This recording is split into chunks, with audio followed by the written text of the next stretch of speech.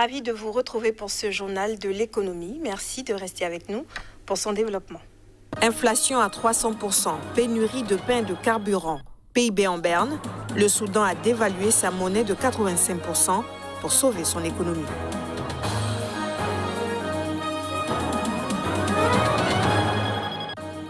Pour sa première sortie sur le marché financier régional dans le cadre des obligations de relance, le Togo a obtenu la confiance des investisseurs. Le pays qui sollicitait 20 milliards de francs CFA en a recueilli près de 113. Et puis, 8000 emplois directs. C'est ce que la boucle du Moon pourrait générer grâce à un projet en faveur des femmes et des jeunes au Burkina Faso.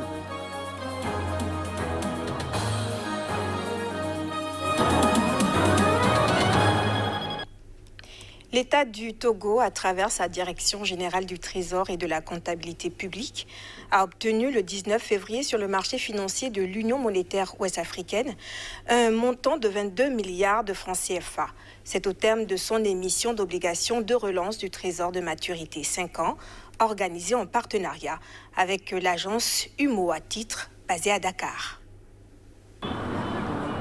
Lancée par l'agence UMO à titre en collaboration avec la Banque centrale des États de l'Afrique de l'Ouest, l'émission des obligations de relance vise à permettre à l'émetteur de mobiliser l'épargne des personnes physiques et morales en vue d'assurer la couverture des besoins de financement du budget de l'État du Togo. Ceci afin de contenir les effets de la pandémie Covid-19 et renouer avec les performances d'avant la crise sanitaire. Elle cible principalement les investisseurs socialement responsables, mais également les entreprises ou individus souhaitant soutenir les actions de relance économique entamées par les États de la zone UEMOA. Après adjudication, l'agence UMO à titre a répertorié 112,696 milliards de francs CFA, alors que le montant mis en adjudication se situait à seulement 20 milliards de francs CFA, ce qui donne un taux de couverture du montant mis en adjudication de 563,48%, ce qui démontre une adhésion massive des investisseurs socialement responsables. À part le Niger, les lieux de soumission proviennent de tous les pays de l'UEMOA. Sur le montant global proposé par les investisseurs, le Trésor public togolais en a retenu 22 milliards de francs CFA et rejeté les 90,686 milliards de francs CFA restants, soit un taux d'absorption de 19,52%. Le gouvernement burkinabé va bientôt lancer un projet d'aménagement hydro-agricole dans la boucle du Moon, une des régions administratives du pays qui fait figure de grenier du Burkina Faso. Le projet est évalué à plus de 11 milliards de francs CFA et devrait induire 8000 emplois directs. Le gouvernement burkinabé mise sur le secteur agricole dans la dynamique de l'autonomisation économique des jeunes et des femmes. Sur un prêt du Fonds saoudien pour le développement, il entend aménager 2000 hectares irrigués dans le cadre d'un projet hydro-agricole dans la région agricole par excellence du pays, la boucle du Moon. Selon les autorités, ce programme d'investissement sera exécuté grâce à la ratification d'un prêt entre le Burkina Faso et le fonds. Il est évalué à plus de 11 milliards de francs CFA et devrait créer 8000 emplois directs. Le projet vise à donner des emplois décents aux jeunes et aux femmes et va consister à promouvoir le développement de l'élevage intensif. Au Burkina Faso, l'agriculture domine les activités économiques et la politique d'irrigation des terres est comme une stratégie complémentaire aux efforts de développement agricole qui sont souvent entravés par l'incertitude de la pluie. Au Nigeria, l'industrie de la noix de cajou fait partie des principales contributrices aux recettes d'exportation.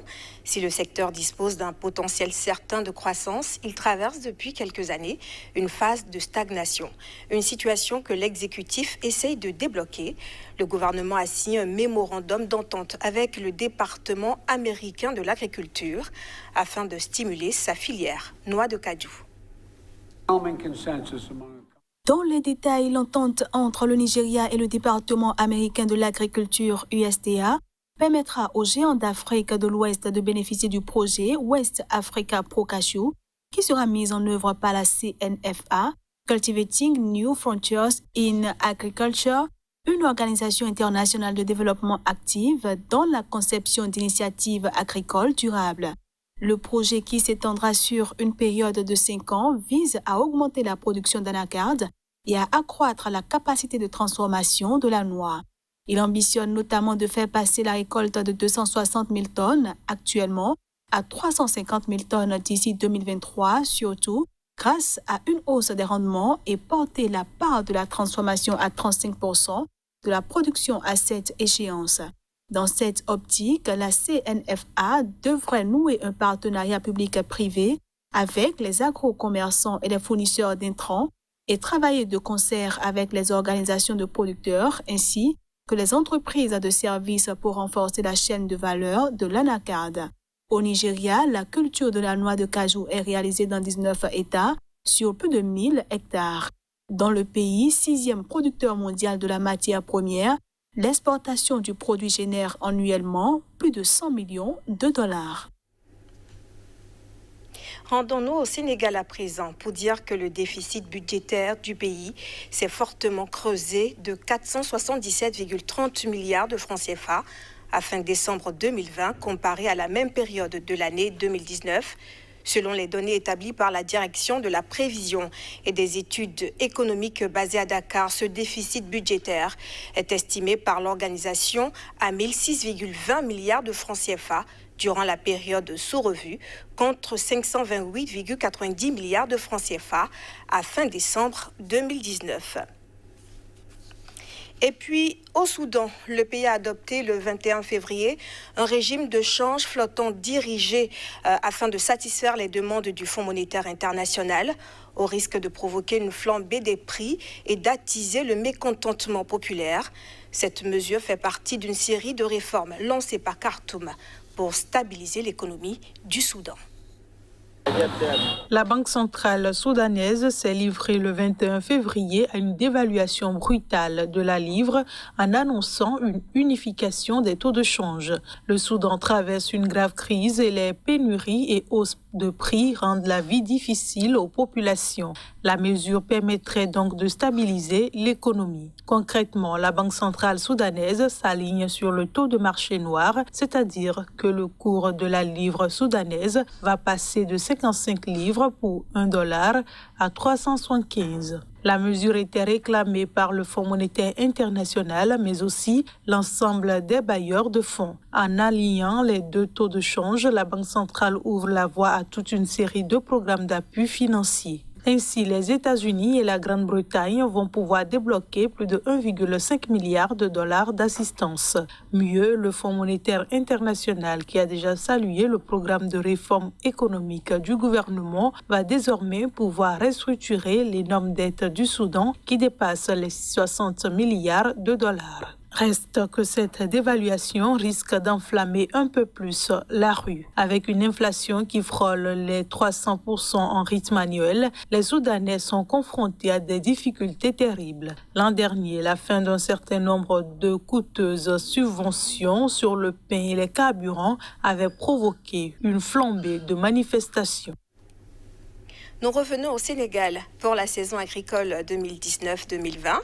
Il y a une baisse de plus de 120 000 tonnes de la production céréalière. Casimir Pédio est là et on en parle tout de suite. Bonjour Casimir Pédio. Bonjour Bénédicta. Merci d'être avec nous. Tout le plaisir pour nous. Vous êtes le directeur de publication du quotidien La Nouvelle Économie. C'est bien ça. Et donc avec vous, nous allons parler du Sénégal. La saison agricole 2019-2020 a affiché une production totale de 2,77 millions de tonnes de céréales. Pourquoi est-ce qu'on a cette baisse de performance ?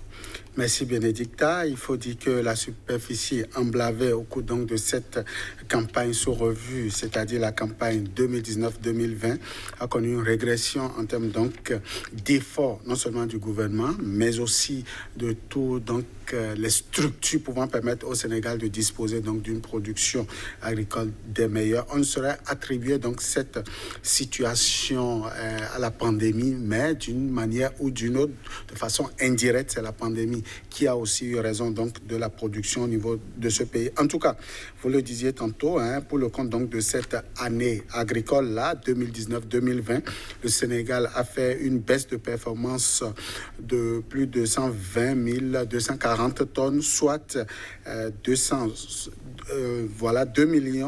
768 000 tonnes de céréales pour le compte donc de cette campagne contre 2 899 900 tonnes pour le compte donc de la saison d'il y a un an. Voilà un peu ce qu'on peut noter en termes de contre-performance pour ce pays qui véritablement mise sur l'agriculture, mais aussi sur la transformation donc des produits issus de cette agriculture pour pouvoir donner des embellis donc à son économie. Et quel a été l'impact de cette régression de la production agricole au niveau du pays? C'est déjà au niveau donc des industries qui ont travaillé, qui ont fonctionné donc au ralenti. C'est également au niveau donc des recettes, le pays a engrangé moins donc de devises, surtout lorsqu'on sait que le Sénégal produit suffisamment de riz pour pouvoir donc nourrir sa population, pour pouvoir transformer. On est donc, on est en voie donc de se demander ce qu'a été véritablement la question de la sécurité alimentaire au niveau de ce pays-là.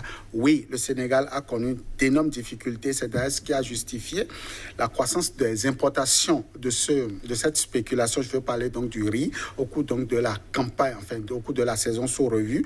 Et au-delà de ça, c'est également le mil qui a connu donc de chute, soit environ 90 304 tonnes de moins que la saison d'il y a un an. Véritablement, le Sénégal a vécu donc le froid, le chaud et le froid pour ce qui est donc de la saison 2019-2020. Comment le pays fera-t-il face à cette situation? Déjà, les intentions étaient des meilleures pour le compte donc de la campagne 2019-2020, soit 3,4 millions de tonnes ont été annoncées au cours donc de cette campagne. Le Sénégal compte renforcer donc sa capacité en ce qui est bon pour le compte donc de l'année, de la saison 2019-2020. Tout n'est pas pour autant mauvais. Le maïs et le sorgho, par exemple, ont marché. Donc le pays compte donc maintenir cette performance-là. Au-delà de ça, il y a aussi le sorgho qui a marché. Donc le pays compte maintenir cette performance et tout ceci sera donc corroboré par la superficie à emblaver qui va donc connaître une augmentation, ceci pour permettre au Sénégal de reprendre donc le contrôle de sa production agricole. Merci beaucoup Casimir Pedjo. Vous êtes le directeur de publication du quotidien La Nouvelle Économie. C'est bien ça. Mesdames, Messieurs, merci de nous avoir suivis et de rester avec nous pour la suite de vos programmes sur Sika TV.